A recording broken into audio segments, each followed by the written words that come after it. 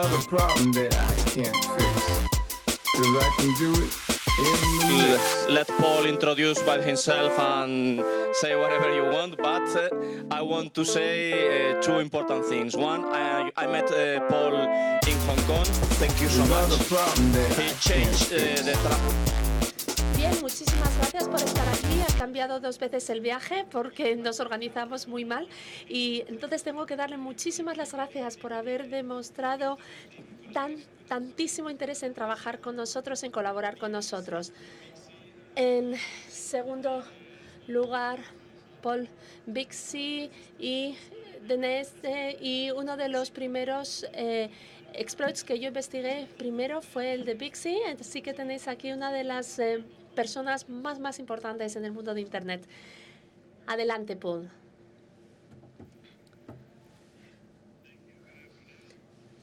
Muchas gracias por esta amable presentación. Buenos días. Y bueno,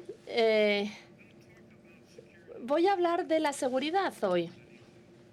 Y en primer lugar, quiero deshacer una serie de malos entendidos. Yo no inventé DNS, un amigo mío lo inventó y yo, digamos que lo retomé después de que él lo dejó y ya he venido trabajando en ello durante 20 años. Y muchos de los fallos que había en las primeras versiones son culpa mía.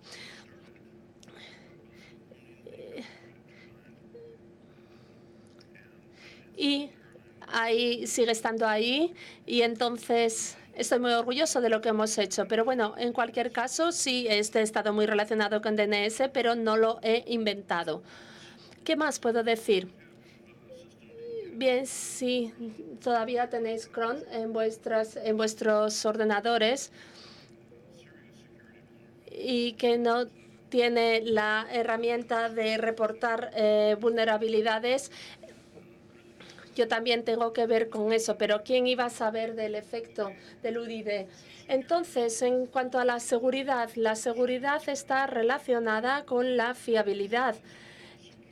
Cuando decimos que algo es seguro, si hace lo que nosotros queremos que haga.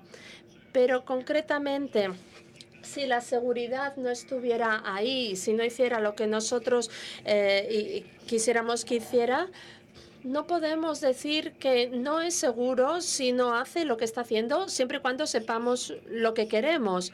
Es decir, que nos encontramos con una cierta elasticidad cuando definimos la seguridad.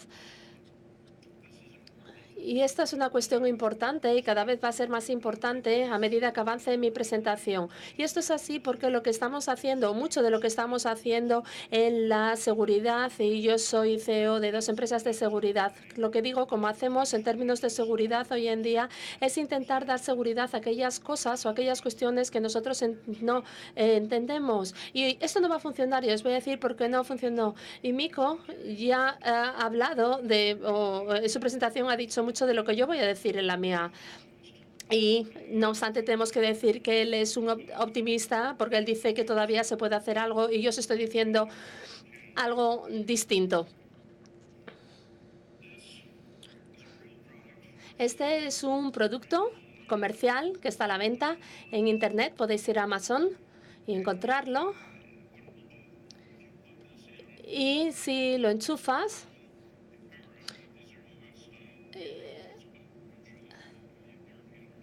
bien, aquí esta es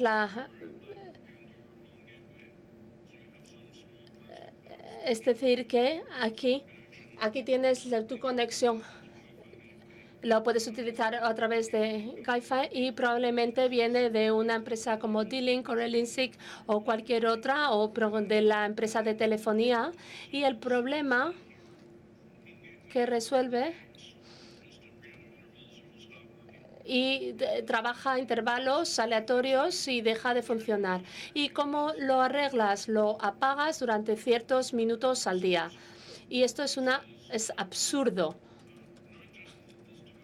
Y no simplemente este dispositivo cuesta más que lo que protege la Gateway, sino estamos utilizando otro dispositivo que en sí mismo puede tener bugs. ¿Y cuántos de vosotros colocáis esto para tener fiabilidad? Y al final no nos fijamos en la calidad de esa gateway y queremos resolver las cuestiones a través de un dispositivo como este en vez de buscar otro, pero quizá no haya otro mejor. Así que quizás sí haya dado fiabilidad, pero dudo de realmente si ha dado seguridad. Bueno, kernels, estos son pantallazos de los... Y aquí, yo quiero ejemplos del mundo real. Y para daros un ejemplo de lo que quiero decir. Aquí vemos que Apple se preocupa por la cadena de suministro.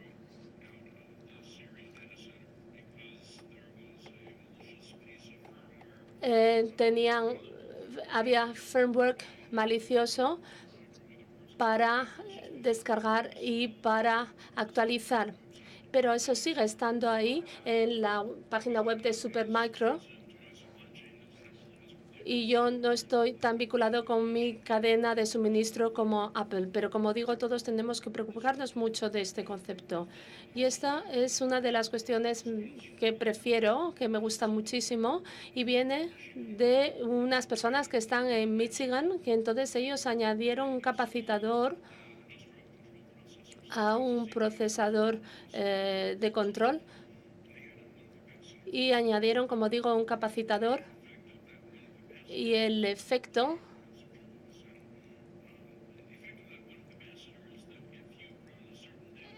es que si ejecutas un patrón de datos en un registro, en una velocidad y un orden determinado, va a cargar ese capacitador y va a permitir que le va a dar unos privilegios. Es decir, se puede hacer un acceso a este chip simplemente a través de pasar datos a través de una parte de este dispositivo. Y esto es algo que podéis hacer y probablemente habéis oído hablar exactamente de lo mismo con los memory sticks, donde se acaba cambiando el contenido de la memoria adyacente, pero esto es mucho mejor porque esto se hizo a través de la prueba del concepto.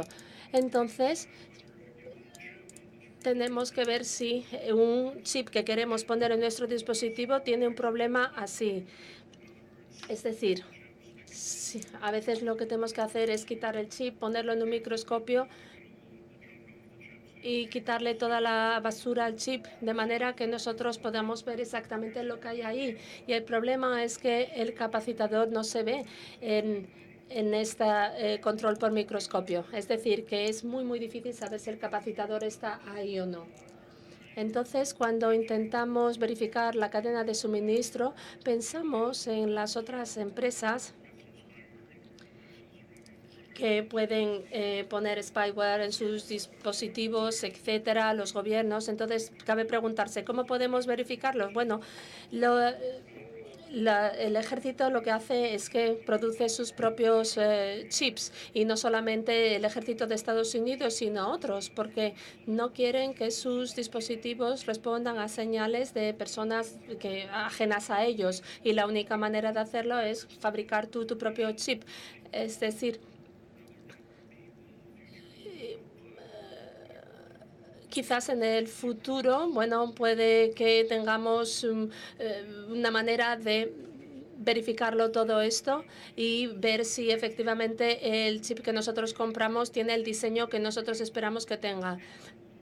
Pero si hacemos esto con todos y cada uno de los chips, vamos a estar todo el tiempo muestreando. Después puede que acabemos destruyendo algunos y después al final vamos a tener unos costes de auditoría elevadísimos.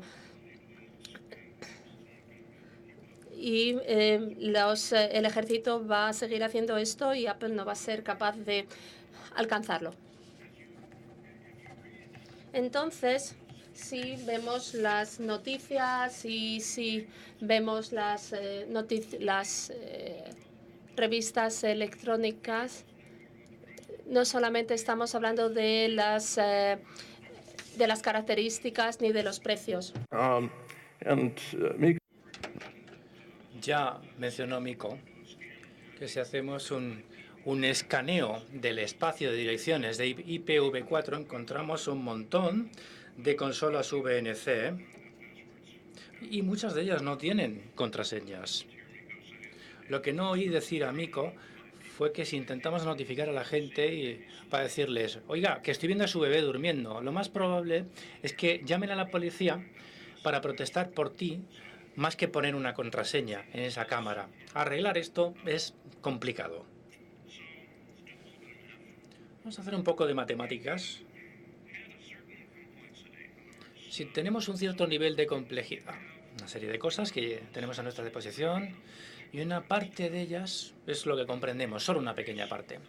Si aumentamos el número que hay en la parte de abajo, que es el número total de dispositivos, sin aumentar el numerador de esa fracción, la fracción total va a bajar.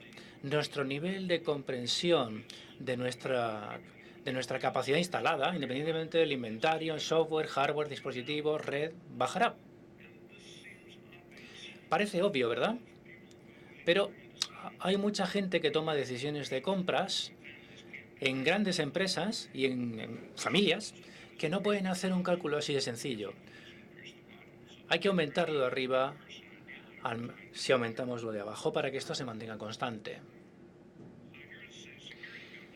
Aquí tenemos una empresa de seguridad, Trend Micro, con gente muy inteligente trabajando,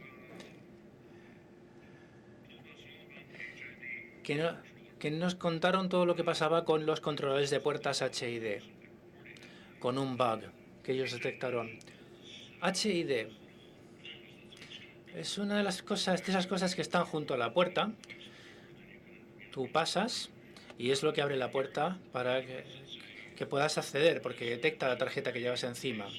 En teoría, se crea un entorno seguro, un perímetro que puede coincidir con el ordenador o con el edificio, en el que el dispositivo que uno ha comprado para tener esa funcionalidad de seguridad añadida al edificio es en sí mismo una fuente de problemas. ¿Por qué?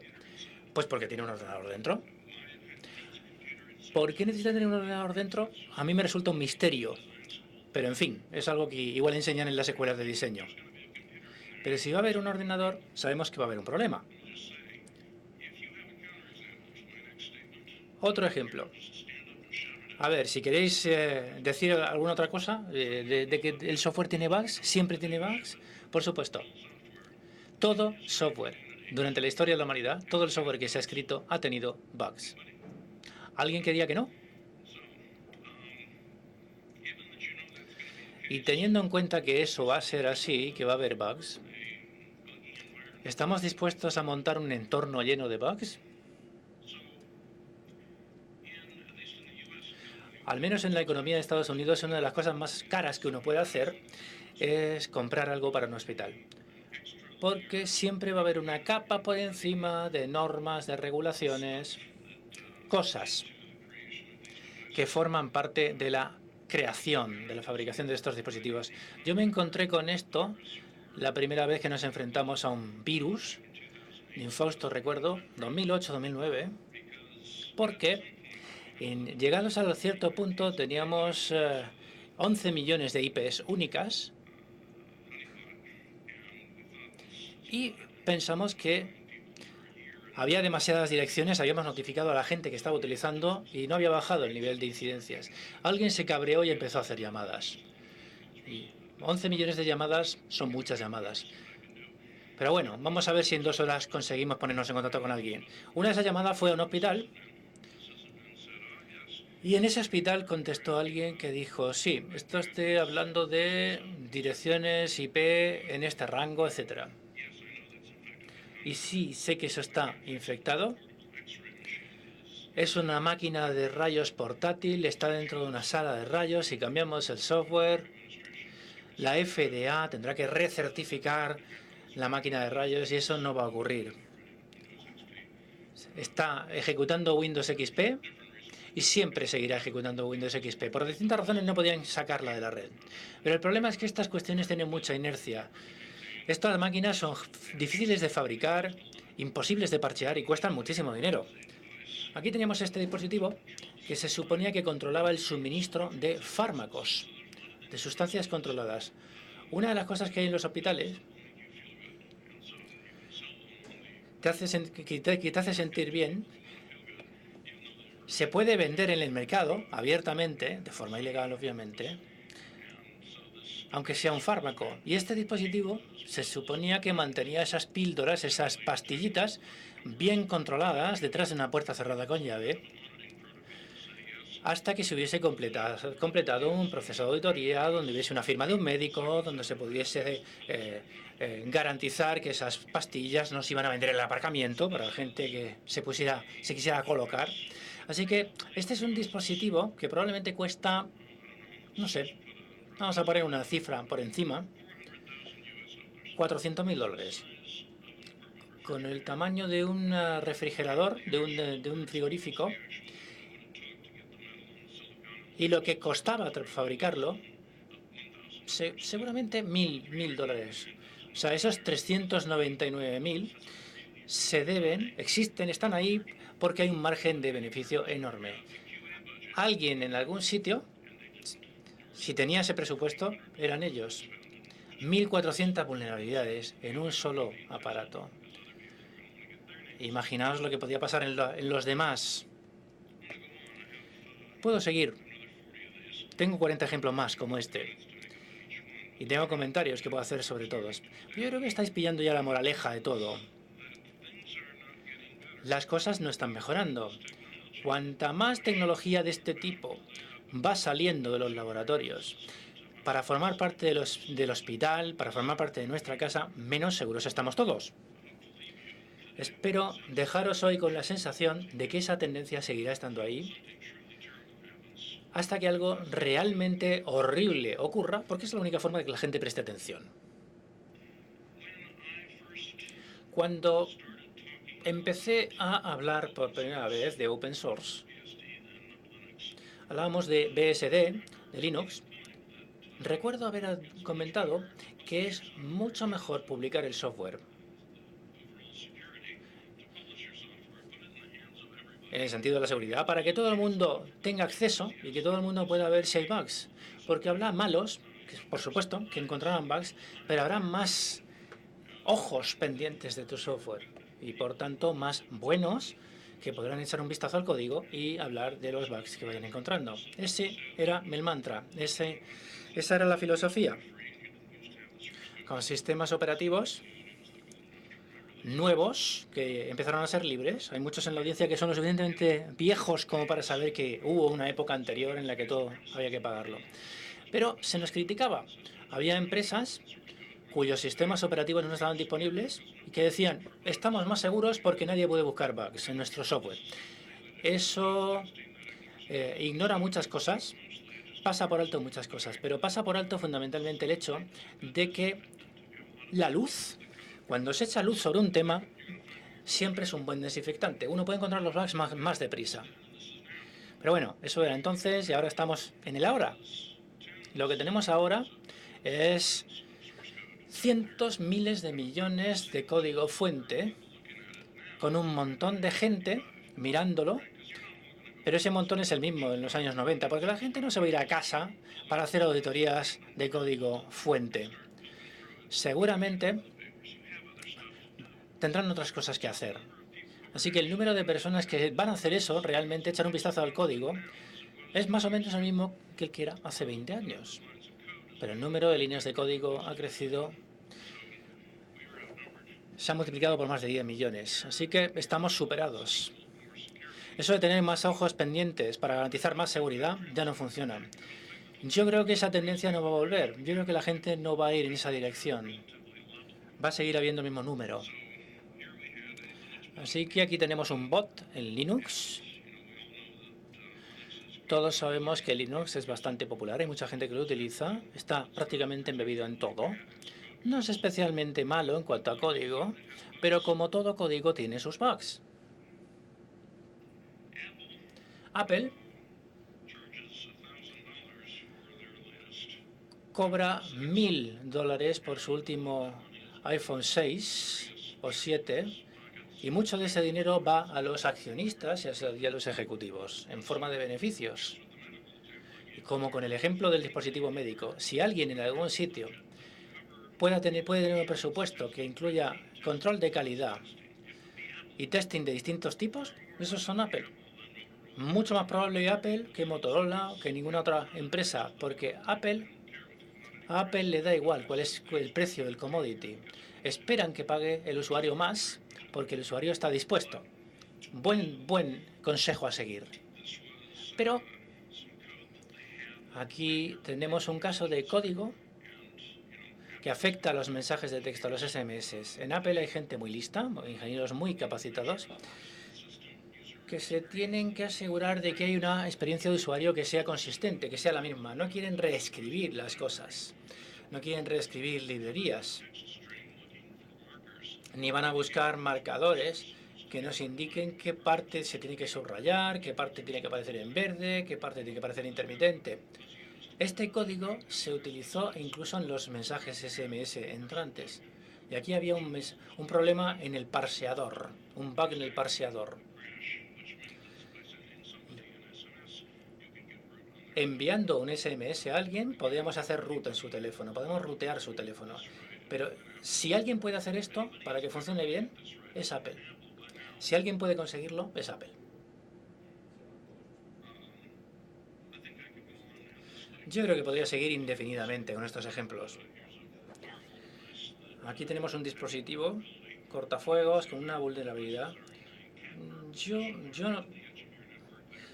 Hay que tener en cuenta que son puntos de lanzamiento importantes los cortafuegos. Así que si uno penetra uno, es un buen premio para un atacante. Son las cosas que deberían ser auditadas al máximo por los fabricantes antes de llegar a manos del usuario. Pero echemos un vistazo a esa fracción que veíamos antes. Distintas variables.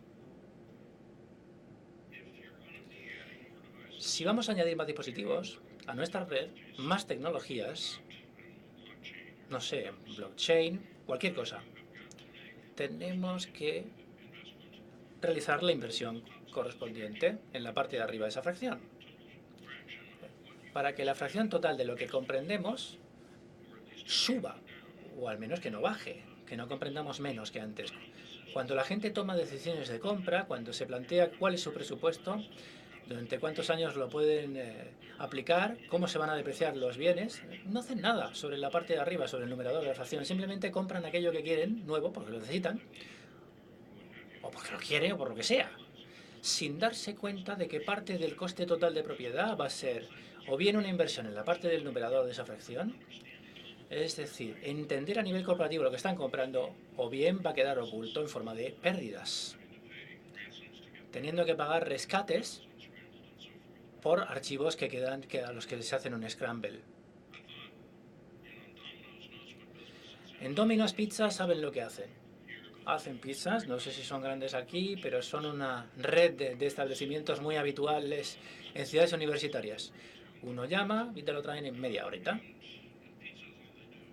Y eso es lo que hacen, pizza, ya está. Obviamente uno daría por sentado que, como es lo único que hacen, se asegurarán de que no hay bugs en las aplicaciones que permiten a los estudiantes pedir pizzas gratis. Pero se perdieron millones de dólares en pizza por esa aplicación, precisamente.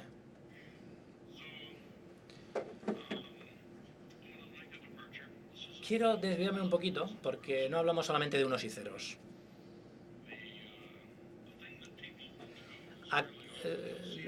Lo que la gente suele hacer es mirar lo que hacen los demás, fijarse en algo nuevo y decir, eso también lo quiero hacer yo para beneficiarme de lo que se benefician los otros. O simplemente quiero ser guay, no quiero quedarme fuera. Los jabones antibacterianos vienen en dispensadores. Uno aprieta y sale el líquido. Están impregnados con un compuesto químico que es especialmente caro.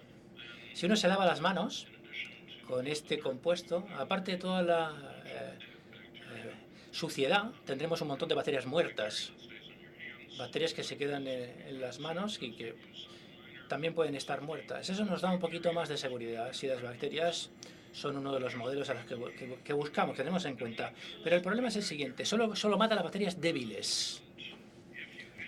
si... Creo que aquí no está la cifra. Si vamos a matar un 98, y pico por ciento de los gérmenes con los que estamos en contacto, no deberíamos preocuparnos en el sentido de que ahora estamos haciendo que en la red de alcantarillado, a medida que esta suciedad desaparece de la casa, nos estamos centrando en aumentar la densidad de bacterias más resistentes, que están cayendo todas.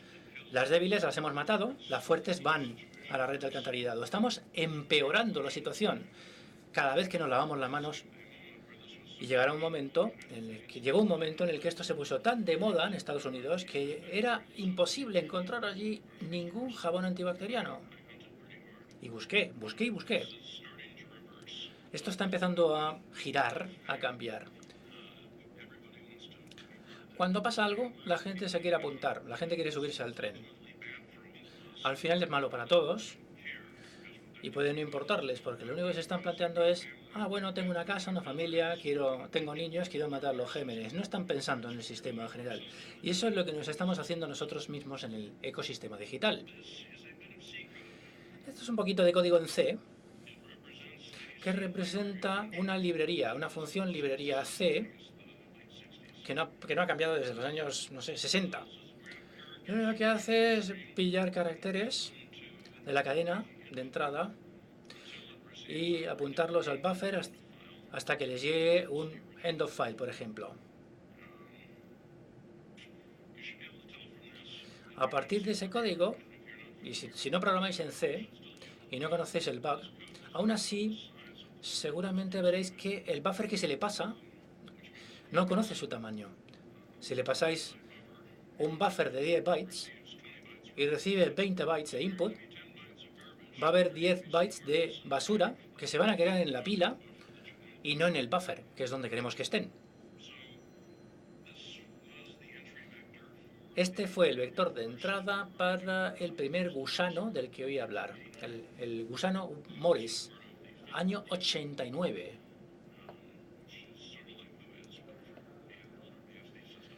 En sistemas BSD, fundamentalmente. En aquella época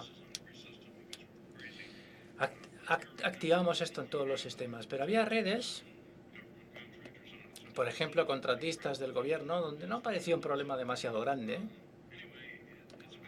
En cualquier caso, es mala idea. Esto es mal diseño. Esto no se debería haber convertido en código. Se debería haber automatizado en la librería C. Vamos a ver qué pasa. Hacemos una llamada a través de FreeBSD, que me dice que no debe hacer una llamada a getS. Y al ejecutar vemos algo que una librería no hace, que es contaminar con una advertencia diciendo: no deberías hacer una llamada a esto. Le doy un buffer de 5 caracteres. Aquí podéis ver que tenemos una variable de overflow cuando se llena el buffer. Esto es una locura. Esto es peor que muchos de los bugs que vemos en programas antiguos escritos en Assembler.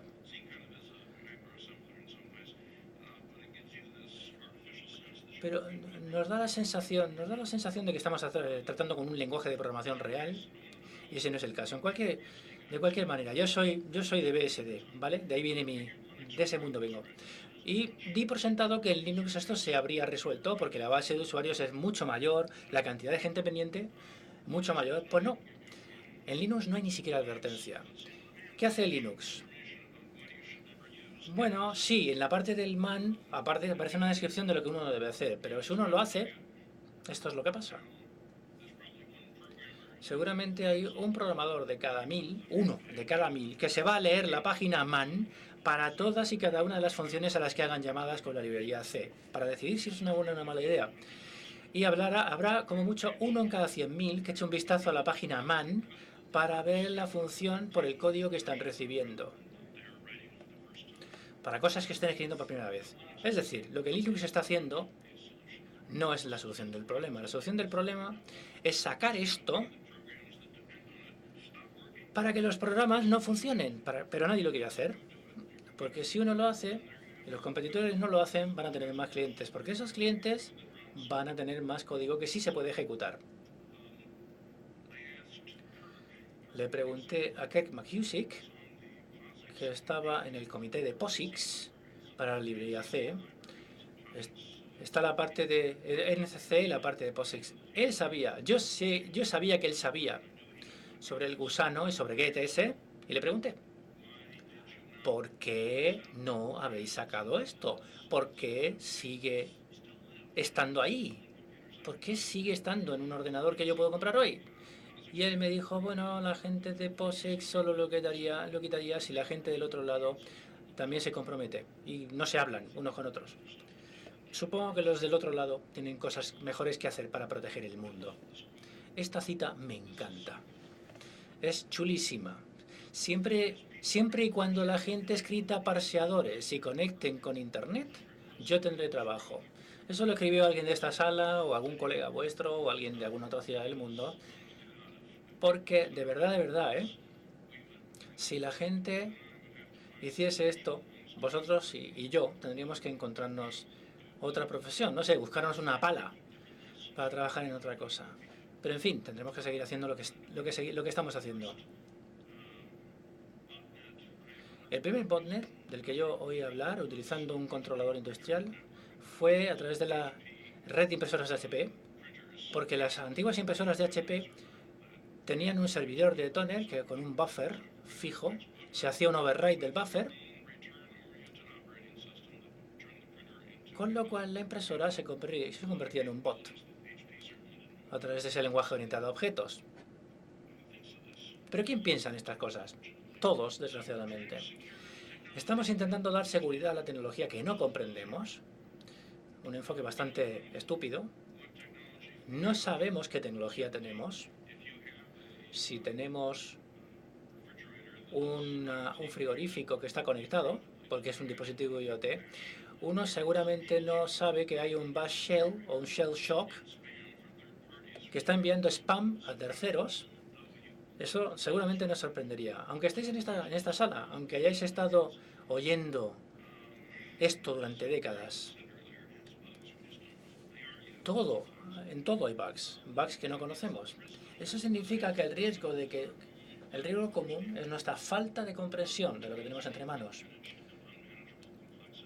Complejidad no gestionada y no gestionable. Es decir, nosotros y la gente a la que protegemos no somos estúpidos, pero nos engañamos a nosotros mismos.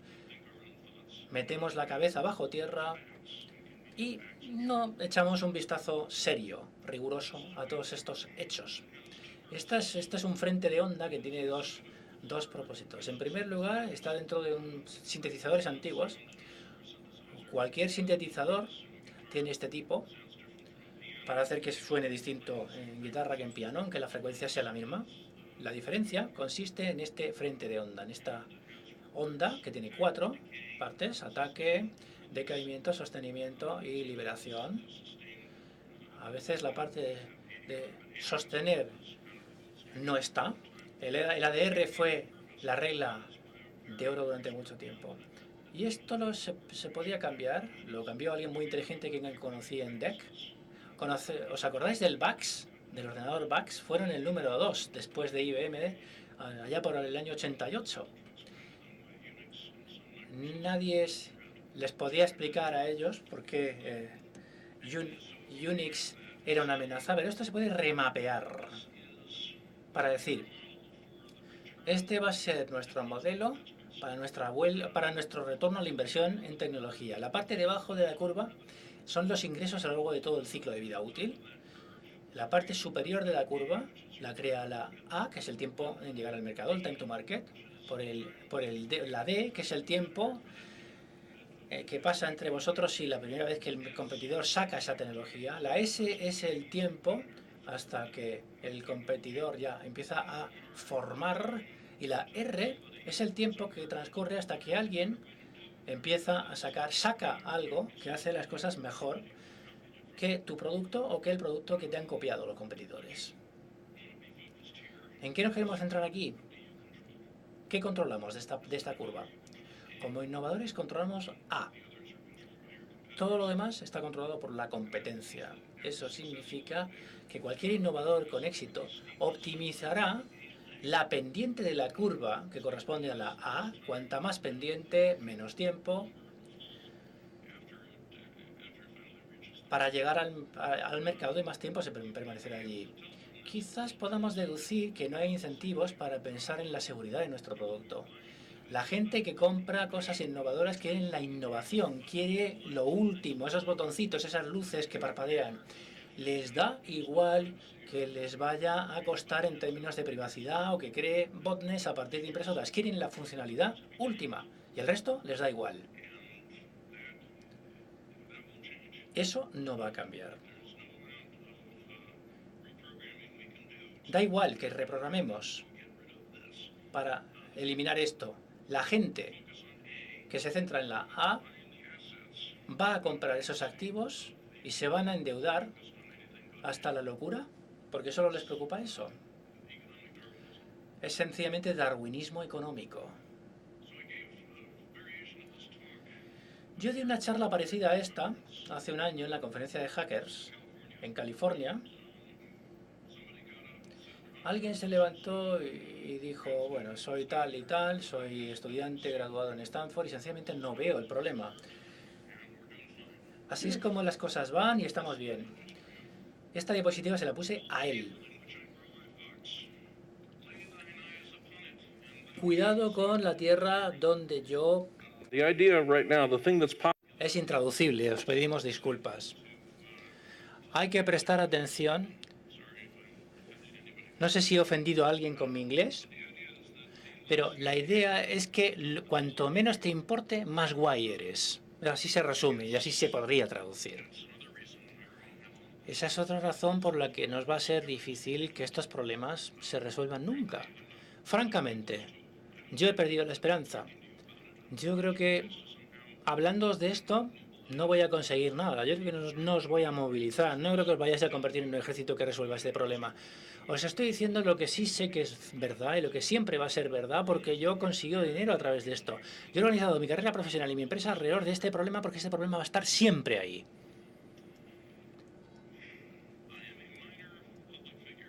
Yo soy una figura pública relativamente.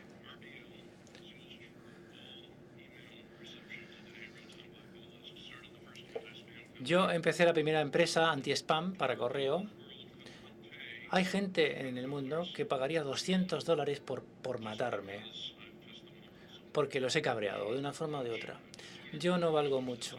200, $250 me matarían por ese dinero. Y tengo que decir que estos coches sin conductor, no van a ser mejores que la tecnología que tenemos en los portátiles o en el teléfono inteligente, especialmente cuando empecemos a hablar de apps que pueda descargar cada coche para mejorar la búsqueda de direcciones, por ejemplo.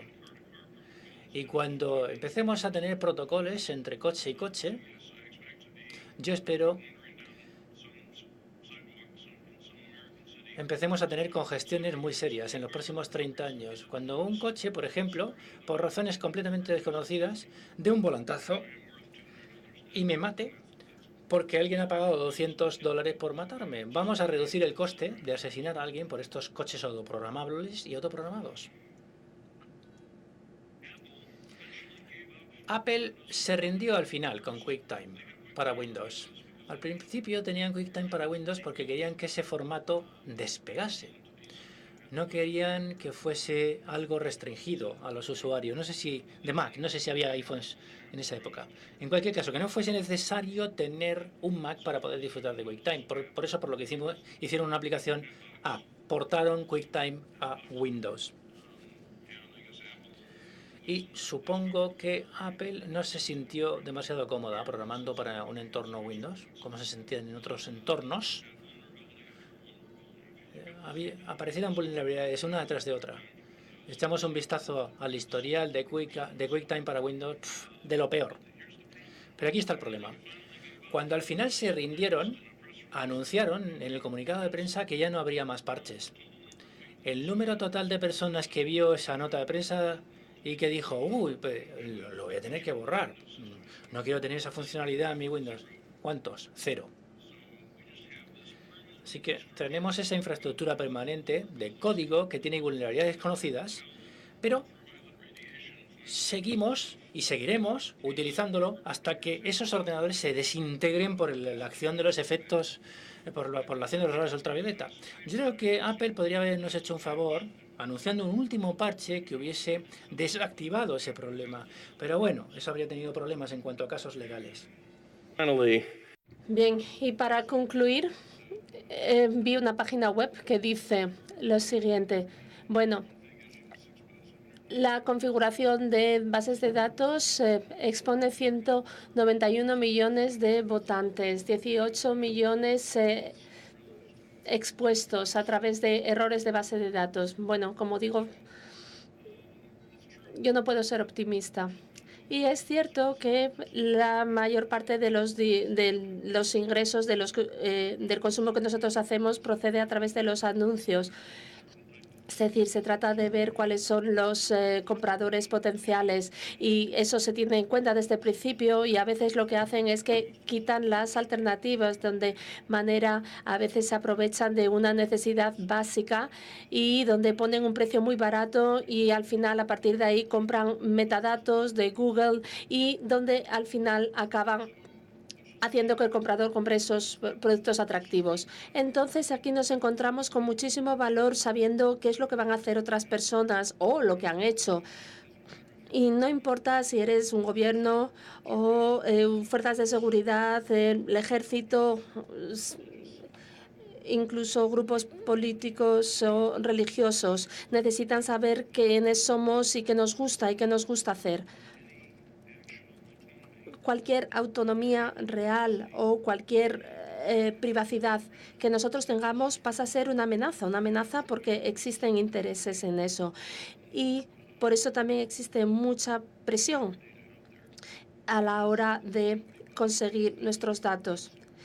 ¿Por qué? Porque si nosotros tenemos buena privacidad, nadie se va a beneficiar y lucrar con nuestros datos.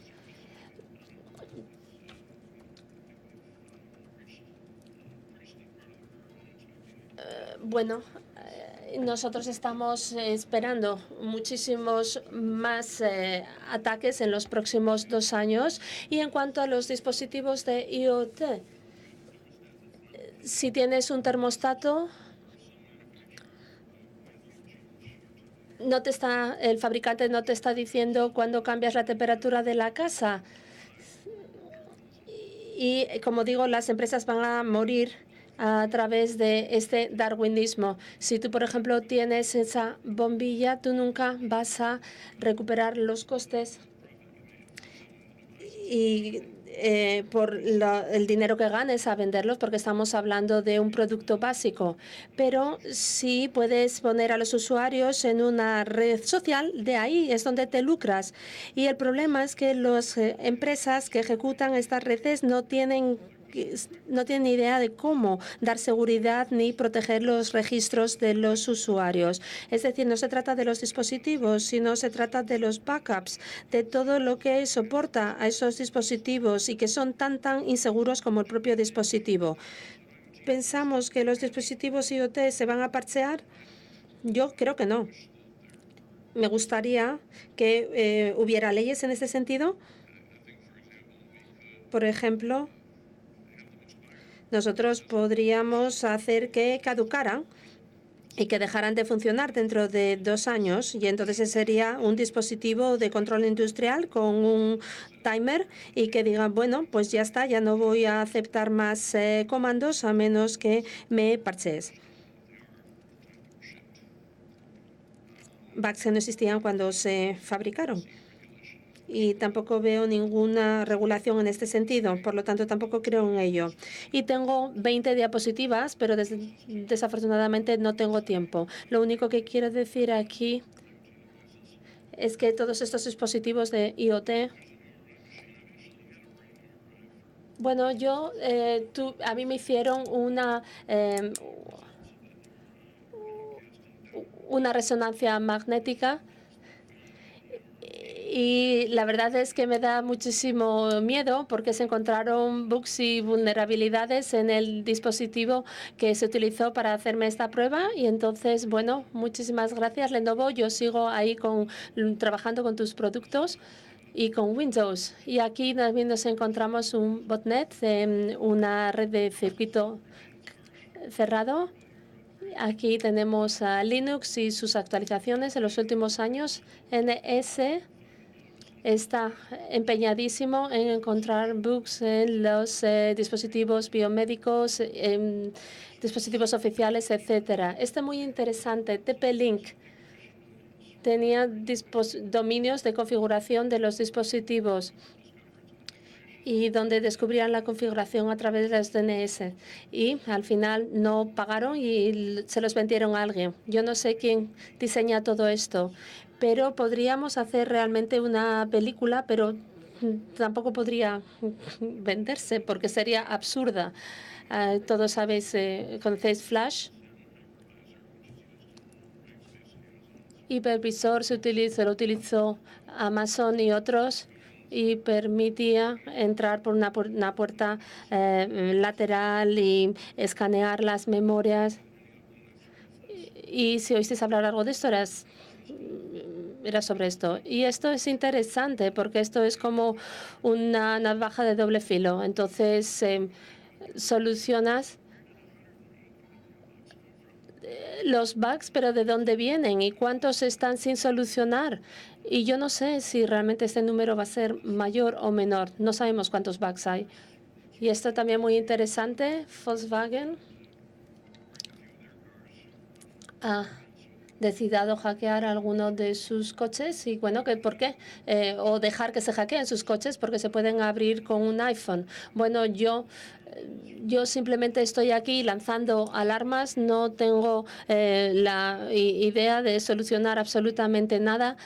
Y nosotros simplemente tenéis que organizaros, tenéis que formaros, tenéis que invertir todo lo que sea necesario. ¿Por qué? Porque ahí está el futuro. Pero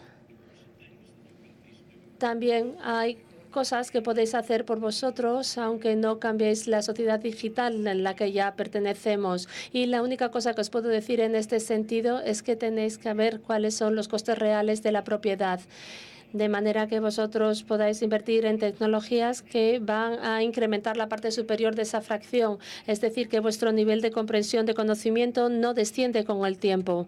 Es decir, tenéis que seguir entendiendo lo que pasa todo el tiempo. Y esa es la cuestión real y fundamental.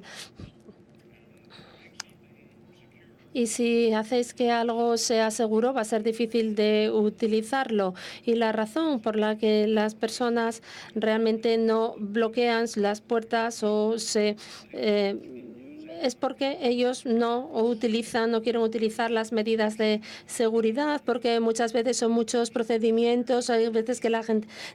Y mucha gente no quiere hacer que las cosas sean muy, muy fáciles, las entradas y las salidas.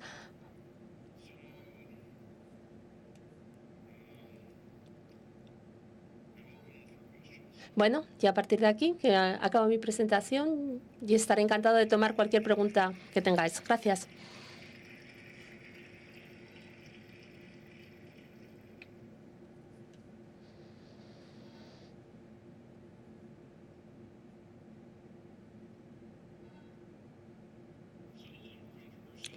Bueno, he dicho muchas cuestiones controvertidas y bueno, yo espero que haya alguien que esté en contra o que tenga objeciones a lo que he dicho. Así que no me decepcionéis. Bueno, sí, yo sí tengo una pregunta. Una pregunta rápida. ¿Quién va a pagar por todo esto?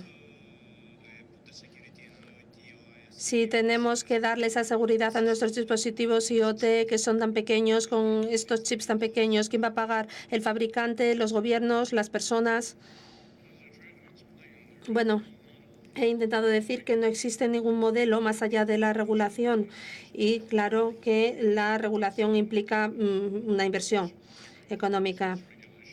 Posiblemente en Europa, teniendo en cuenta que la regulación no es tan dura como en Estados Unidos, puede que aquí podáis hacer algo y empezar en Europa para que tenga impacto en el resto del mundo. Muy probablemente gastar más.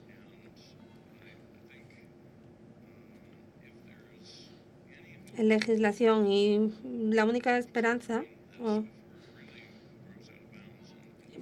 antes de que esto nos desborde sería la industria de los seguros, porque ellos van a empezar a entender que nuestras casas no son seguras, que nuestros coches no son seguros. Y las compañías de seguros son muy buenas a la hora de valorar costes, porque pueden recibir muchísimas reclamaciones, etcétera.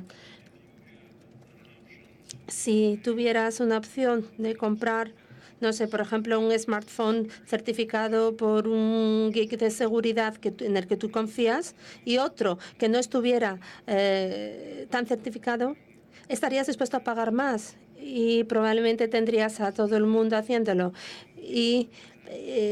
Pero cuando salimos, el número de personas que están dispuestas a pagar más, pues probablemente se reduzca a cero.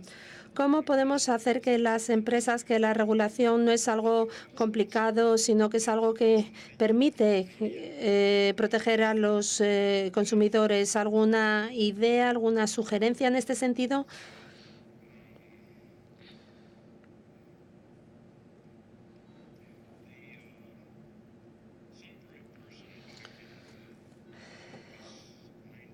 En los años 90, hubo una persona que decidió que el propósito de las empresas era incrementar el valor para los accionistas.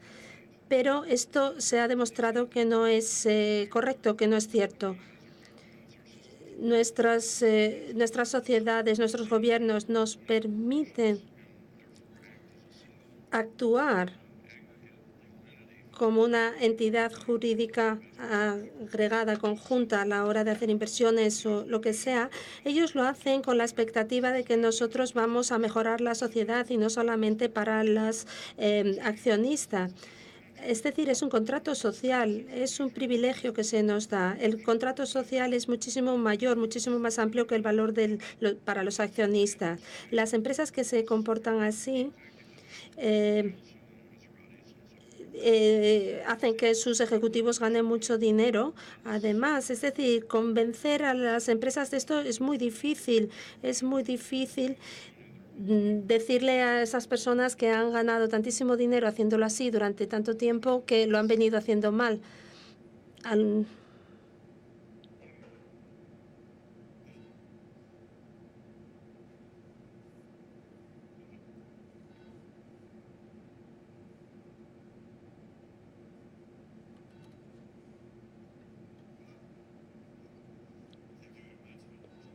Muchas gracias por tu presentación.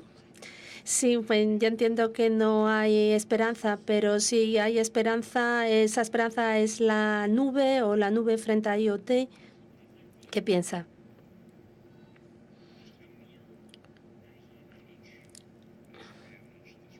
Nosotros hablamos con Amazon esta semana y vimos cuántas cosas se pueden hacer online y todo lo que dependemos de Amazon. Entonces, la nube está operada por los mejores de los mejores, por la crème de la crème. ¿Quién lo diseña? ¿Quién lo mantiene? Son los mejores. Y la nube hoy por hoy no tiene el mismo riesgo que la tecnología que ya está muy mercantilizada.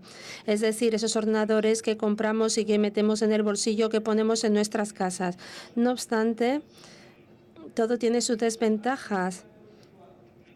Y debido a los problemas de dependencia, al final vemos que el impacto del bug es muy, muy considerable, incluso aunque la frecuencia de esos bugs sea muy baja. Es decir, el punto de equilibrio. Un operador de cloud o un cliente de cloud van a estar haciendo lo mismo que los no operadores o consumidores de la nube. Es decir, están minimizar sus gastos, bien sea en capital o en lo que sea, para hacer su trabajo. De manera que para mantener ese equilibrio van a tener que entrar en aguas revueltas de vez en cuando para demostrar que no pueden minimizar más costes. Y mi respuesta, no. Nosotros no tenemos ninguna esperanza. No creemos que la nube nos traiga esperanza.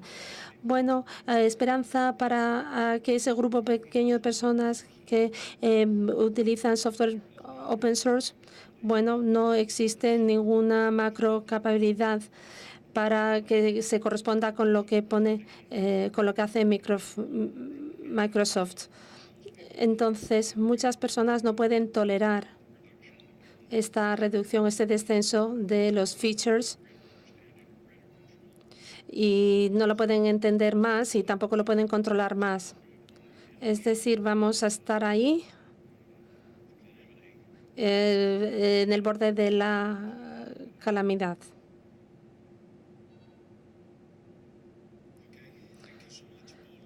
Muchísimas gracias, Paul. Muchas gracias.